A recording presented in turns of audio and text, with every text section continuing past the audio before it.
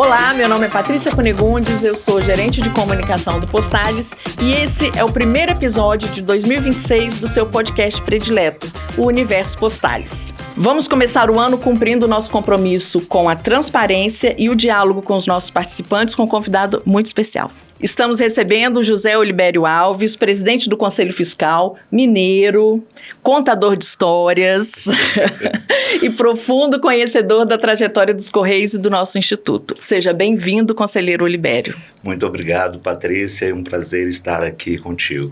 Olibério, antes de falar do Postales, eu só queria começar por Minas Gerais. Pena que a gente não tem um pãozinho de queijo e um cafezinho para uma prosa aqui, mas eu queria saber se a sua fama de bom proseador confirma. Pois é, alguns dizem que eu sou amante da boa prosa, de contar história, e isso é uma verdade mesmo, né? Porque nós mineiros amamos tomar um cafezinho com um pão de queijo e aí a conversa flui normalmente, né? Bom, sem o cafezinho eu espero que a nossa conversa flua também. Aí eu queria que você começasse falando da sua trajetória profissional, né? Como que a sua trajetória, a sua vida se mistura com a história dos Correios? Olha, eu estive numa agência dos Correios em Belo Horizonte, a agência central de Belo Horizonte, né? E lá eu vi que havia um processo seletivo aberto. Isso foi lá nos idos dos anos de 1978. Participei desse processo seletivo e poucos meses depois eu fui chamado e desde então, né, com 18 anos, a minha vida foi atuar nos Correios. Eu posso dizer que a minha trajetória foi uma trajetória de sucesso, porque eu iniciei no chamado nível básico e fui aproveitando as oportunidades que a empresa ofereceu aos seus funcionários e cheguei à alta administração em Brasília, sendo chefe de departamento.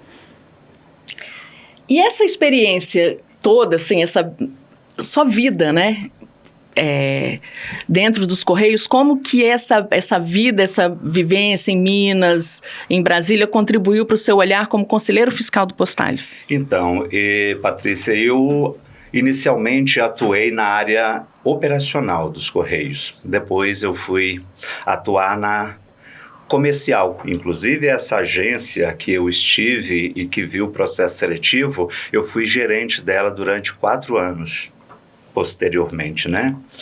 E, em seguida, eu fui atuar na área administrativa.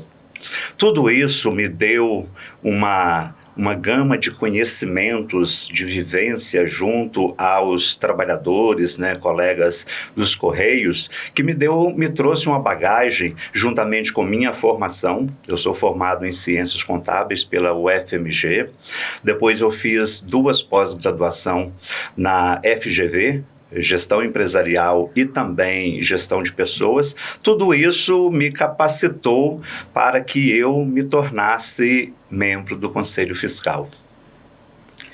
Olibério, e aí, bom, enfim, você contextualizou como que você, né, se capacitou para estar no Conselho Fiscal do Postales, mas como que o Postales entrou na sua vida? Em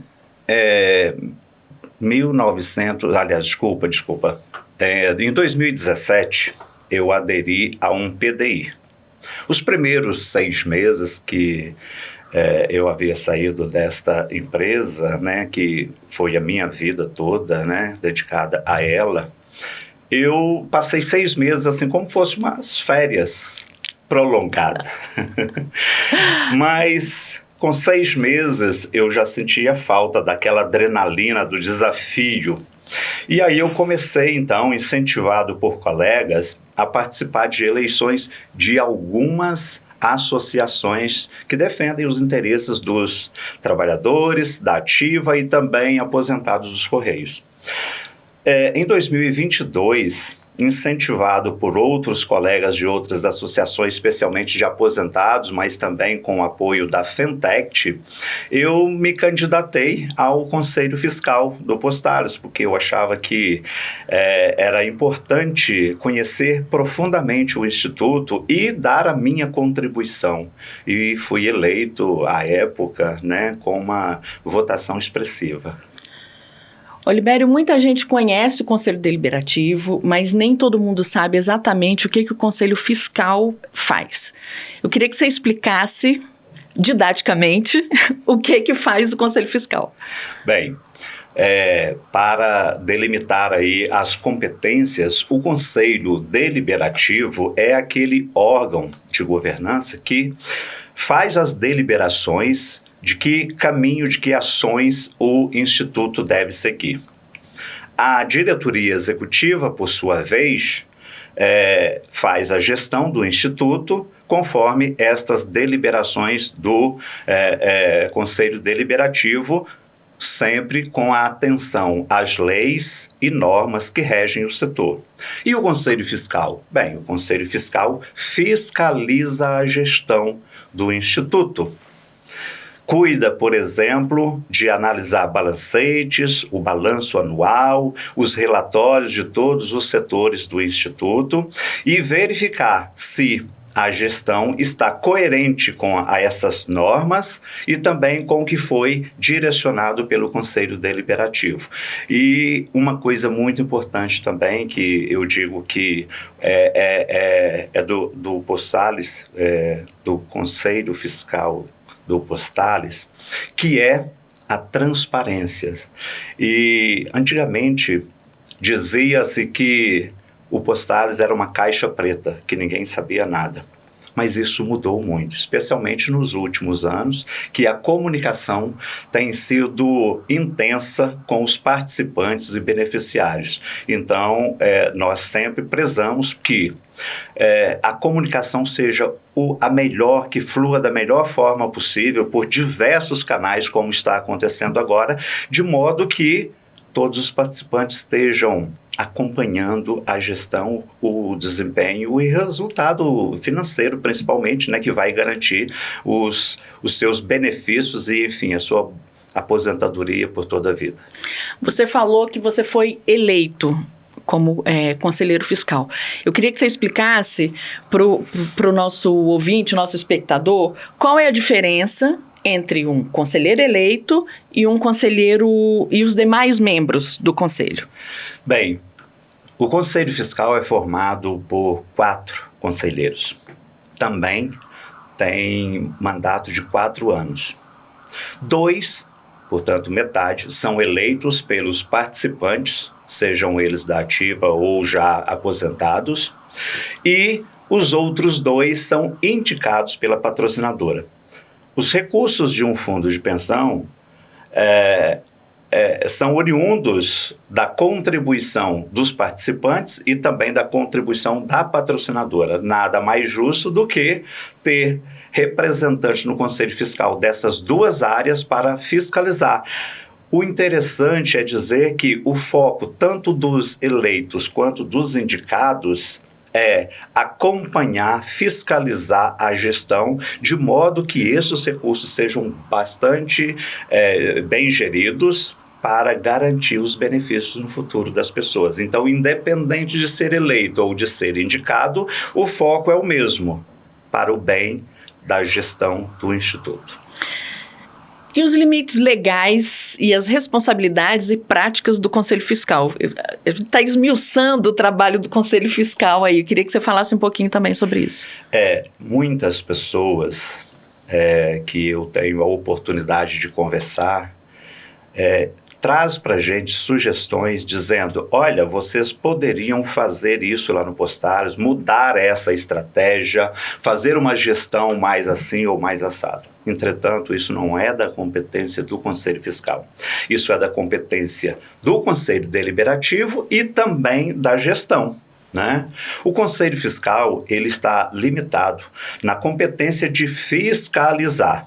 É claro que, se tiver alguma coisa em desacordo com a legislação e com o que foi deliberado pelo Conselho Deliberativo, o Postales, a direção do Postales, recebe sugestões, orientações do Conselho Fiscal para mudar o rumo, para fazer adaptações, que raramente vem acontecendo, porque a atual gestão, a gente pode dizer que está bastante coerente com os objetivos do Instituto. E o que a gente faz na prática? Na prática, nós realizamos 1, 2, até 3 reuniões no mês. Uma reunião ordinária, mais uma extraordinária, se necessário, 2, e a gente basicamente analisa os balancetes, né? E estas reuniões, nós emitimos uma ata. E nesta ata, a gente vai dar a aquiescência de todos os assuntos ali tratados, fazer recomendações, caso necessário, e também, a cada semestre, nós fazemos um relatório. Este relatório, ele é encaminhado, então, para a diretoria do Instituto, é também encaminhado para a diretoria da patrocinadora Correios e também para a Previc, que é o órgão federal que fiscaliza todos os fundos de pensão. Você está no Conselho Fiscal desde 2022, né? Uma data de 4 anos.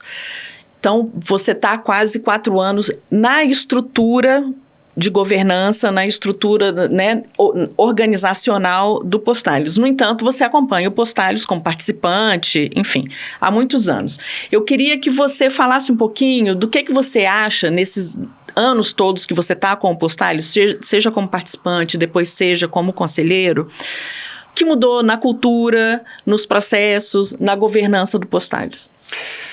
Patrícia, uma mudança significativa. Desde a criação do Instituto, lá nos anos de 80, mais especificamente 1981, eu fui um dos primeiros a aderir, porque eu vejo que é um bom negócio um Instituto de Previdência Complementar que tem o objetivo de tornar a aposentadoria mais tranquila. Era esse o objetivo. Então, desde aquela época, eu aderi e sempre incentivei os colegas a participar também. Qual é o investimento que para cada R$1 que a gente deposita, imediatamente a patrocinadora Correios coloca mais R$1. Então, você já começa com um ganho de 100%. Mas a gente observou que esse distanciamento dos participantes, né, do Instituto levou a problemas sérios. Aquilo poderia ter sido evitado se tivesse uma governança como tem hoje, né? Hoje nós temos aí uma governança que é um processo sempre em evolução, diga-se de passagem, nunca vamos estar plenamente atendendo, porque é contínuo esta evolução, mas hoje nós temos tudo manualizado. As leis também que regem o setor foram ajustadas nos últimos anos também pelos órgãos de fiscalização, e eu vejo que a atual gestão está bastante voltada para atender esses critérios de governança. Por exemplo, tem comitê de investimento, comitê que analisa riscos, e isso é um auxílio significativo tanto para a diretoria executiva quanto para os órgãos, Conselho Deliberativo e também para o Conselho Fiscal. Então, a governança hoje está sendo plenamente atendida, vamos dizer assim, e em processo de evolução contínua, e é assim que nós esperamos que continue, né? Você é bom de prosa, então eu tô com uma colinha aqui de pergunta e às vezes você já responde a pergunta seguinte. Mas eu queria, dentro desse tópico aqui que a gente está tratando, né, de um grande desafio para os participantes e para o próprio Instituto, né, para a gente que trabalha no Instituto, para os conselheiros, para a diretoria executiva, enfim.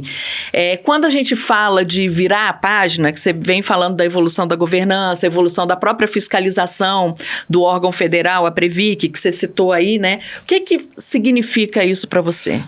Virar a página para mim, significa uma mudança de comportamento. A gente pode resumir nisso, né?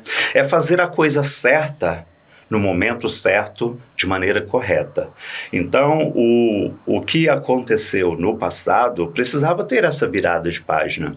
E num determinado momento, houve uma intervenção. Esta intervenção foi bastante conflituosa com alguns participantes, com algumas entidades representativas e tal, mas precisava dessa virada de chave. Só que a virada não se fez somente naquele momento ali da intervenção, ela continua sendo feita. Hoje, por exemplo, o foco, né, dos órgãos colegiados do Instituto é gerir os recursos de modo que venha garantir a aposentadoria de todos os participantes da ativa e também dos atuais já aposentados. E isso, para mim, é fundamental para a sobrevivência do Instituto, para a longevidade desse processo que vai garantir as nossas aposentadorias. Como conselheiro fiscal, a conversa vai se misturando um pouquinho, porque ao mesmo tempo que você está no conselho, você está dentro da estrutura de um órgão colegiado, né, que os órgãos colegiados são os conselhos. Você está dentro da estrutura, mas você também é participante. Então, a conversa vai ali, né, misturando as suas duas personalidades. Exato. Digamos assim. Mas eu queria que você falasse como conselheiro agora, desses 4 anos que você está no Conselho Fiscal, quais foram os maiores desafios que o Conselho Fiscal enfrentou? Bem, nesse período que eu estou atuando no Conselho Fiscal, eu posso dizer que a minha chegada ali em 2022, mais precisamente em junho de 2022, havia um grande risco de o plano de benefício definido ser extinto, por insolvência mesmo, por não ter recursos que pudessem garantir os benefícios. O nosso conselho, então, pediu uma reunião com a Previc, que é o órgão fiscalizador e que pode e que tenha competência para determinar a insolvência do plano. E lá fizemos uma reunião muito interessante. A diretoria daquele órgão, Previc, disse o seguinte: a gente não tem condições de salvar o plano, ele está na UTI, porque a gente só faz um equacionamento quando existe um déficit de 20% ou 30%. No caso aqui do plano de benefício definido do Postales, era o contrário, nós tínhamos um déficit de 80% e somente 20% dos recursos garantidores das aposentadorias. Então foi o maior desafio convencer e trabalhar tanto administrativamente junto com a patrocinadora, com a gestão do Postales e também no meio político para que este plano fosse salvo. Então esse foi o maior desafio que nós tivemos no Conselho Fiscal e felizmente, né, com a união de todos os esforços aí desses órgãos que eu citei, a gente conseguiu fazer um plano de equacionamento que hoje é o PED 2020, que na verdade deveria ter sido implantado lá em 2020, mas houve um atraso e que só foi ocorrer em 2022. E felizmente saímos, vamos dizer assim, vitoriosos, em que pese esta dificuldade que temos hoje, que é destinar uma parte dos nossos benefícios para que esse plano permaneça forte, né, pelo resto da nossa vida. E também vale citar que o termo de confissão de dívida assinado pelo presidente dos Correios foi fundamental para a garantia deste plano. Um baita desafio, hein? Muito. Salvar um plano não é um desafio pequeno. Você sente que a relação com os participantes está mudando? Como que o Conselho pode ajudar nessa mudança cultural da relação entre o Postales e os participantes? Mudou significativamente, né? Eu posso observar, eu que tenho esse olhar desde a criação do Instituto, a gente observa que atualmente, a relação com os participantes de maneira geral e também com as entidades representativas é extremamente diferente do que acontecia 10 anos atrás, por exemplo. Hoje, a gestão tem um olhar de divulgar sempre as melhores as ações que vem obtendo, né, resultados positivos, está sempre divulgando isso aí. Eventuais dificuldades também são colocadas claramente para que todos tomam conhecimento, e isso é muito bom, Patrícia, porque, na verdade, o Instituto ele é dos participantes e beneficiários, né? Mas eu vejo que isso ainda precisa evoluir muito mais, porque várias pessoas me perguntam, andando por aí nas unidades dos Correios, eu que estive em Belo Horizonte na semana passada, e lá encontrei diversos colegas que diziam para mim assim: me diga, conselheiro, como está o Postales? Eu dizia para ele, mas em que sentido? Porque é uma amplidão de informações. E o que eu mais digo para eles é o seguinte: por favor, visite o site do Postales, acompanhe os noticiários do Postales, que você precisa estar mais atento. Mas mesmo assim, a gente tem certeza que precisa mais a atuação do participante, especialmente na hora de eleger os conselheiros, seja do Conselho Fiscal, seja do Conselho Deliberativo, porque hoje as nossas eleições normalmente participam no máximo 20% das pessoas que podem, né, votar, e o sonho que um dia pelo menos metade desses participantes estejam ali elegendo os seus representantes no Conselho Fiscal e também no Conselho Deliberativo. A comunicação está trabalhando arduamente para divulgar tudo e para aproximar o participante cada vez mais do Postales. Não é fácil porque é uma empresa que tem, né, trabalhadores no Brasil inteiro, é muito grande, mas a gente também, o nosso sonho também é chegar a todo mundo. E eu agradeço por você levar a palavra da comunicação por onde quer que você vá bater perna aí, levando a palavra do Postales para os seus grupos, enfim, né, para os sindicatos, associações, onde você circula falando do Postales. Bom, a gente está caminhando para o fim, quase, não ainda, mas eu queria voltar para esse momento de reestruturação e fortalecimento do Postales, como que o Conselho Fiscal trabalha também ajudando nisso? Pois é, a reestruturação fundamental para a sobrevivência do Instituto, ela está em andamento e a gente busca, né, o modelo ideal, né? Seja um modelo de estrutura física, de estrutura de gestão, seja também dos processos, né? Hoje os processos estão sendo revisitados ali, todos os manuais estão sendo atualizados, ajustados à legislação que vem mudando constantemente, né? E esta estrutura do Postales, ela também, podemos dizer que ela vai perdurar aí por muito tempo também, até chegarmos ao modelo ideal, Patrícia. E eu vejo que nós hoje temos, por exemplo, uma diretoria formada por 3 membros, o presidente e 2 diretores. Eu entendo que ainda carece de fazer pequenos ajustes ali, não para inchar tanto isso aí, mas eu imagino que uma diretoria a mais seria interessante para um modelo aplicado a grandes institutos, né, como o Postales. O Postales é um dos maiores em número de participantes, né, mais de 120 mil pessoas.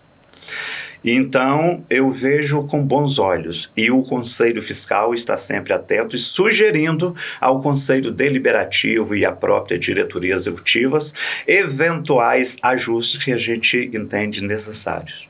E o que a gente pode esperar do trabalho de vocês esse ano? O que vocês acham? Como que vai ser 2026? Você sabe que, Patrícia, que eu me sinto uma pontinha assim de, vamos dizer, né, de despedida, porque o meu mandato termina em junho. Mas acontece que o nosso conselho vai continuar firme, forte, né? Eu serei substituído em novas eleições que terão agora nos próximos meses. E eu vejo o seguinte: nosso conselho, ele é formado por 4 pessoas, conforme eu disse para você, e tem uma formação muito interessante para analisar balancetes e para analisar balanço anual e todos os relatórios de todas as áreas, inclusive jurídica, é preciso ter muita dedicação, e isso tem de sobra no nosso conselho. Nós temos, dos 4 conselheiros, 3 formados em ciências contábeis e 1 formado em direito. Então, são pessoas que têm as competências requeridas. Mas antes de ter esta formação acadêmica, o mais importante é disposição para atuar firmemente na fiscalização dessa gestão. E isso, o Conselho Fiscal, independente do Alves estar lá ou não, ou outra pessoa que virá aí, certamente vai ter uma atuação digna do que foi esperado desses membros do Conselho Fiscal. Eu aproveito até a oportunidade, né, de dizer que muitas pessoas pelo Brasil afora aí confiam em mim, e eu espero, né, faltando agora 6 meses para terminar o meu mandato no Conselho Fiscal, que eu tenha dado, né, trazido o resultado esperado por quem me elegeu. Bom, você vai sair seu mandato termina em junho, mas você vai continuar no Postales porque você é aposentado do Postales. Sim. E cria-se uma relação, eu tenho certeza que você vai continuar levando a palavra do Postales por onde quer que você vá, porque você também não vai sair da sua militância sindical, do seu trabalho nas associações, nas entidades, porque você não vai conseguir aposentar, né? Exatamente. Eu quero e posso dizer, Patrícia, que é impossível eu me desligar totalmente. Eu sou, assim, uma pessoa que gosta de contribuir para o todo, sabe? Defender os interesses coletivos. E isso eu vou fazer sempre. Tenho certeza absoluta disso. Bom, agora, de fato, caminhando para o fim, eu queria que você deixasse uma mensagem para quem está assistindo a gente, para os seus colegas do Correios, enfim.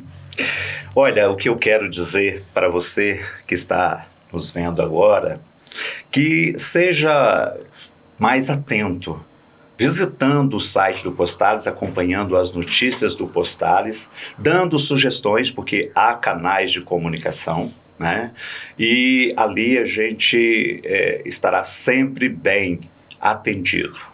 Esta é a minha mensagem, e dizer que se todos estiverem coesos e defendendo os seus interesses, estará defendendo o interesse também da coletividade. Muito obrigado. Olibério ou Alves, como seus colegas te conhecem, eu chamei você de Olibério o bate-papo inteiro, mas eu sei que você também não vê problema em te chamar de Olibério. Muito obrigada por esse excelente bate-papo, eu tinha certeza que ele seria ótimo, que você traria informações muito importantes, né, para o nosso participante entender o papel do Conselho Fiscal e de toda a estrutura do Postales. Bom, você pode assistir esse e os demais episódios do nosso podcast no nosso canal no YouTube e no Spotify. Não deixe de nos seguir nas redes sociais e acompanhar as notícias no nosso site e na newsletter Universo Postales, que chega todo mês no seu e-mail. Um ótimo ano para todas e todas. Nos vemos no próximo episódio. Tem uma sugestão para o podcast? Mande um e-mail para podcast@postales.com.br.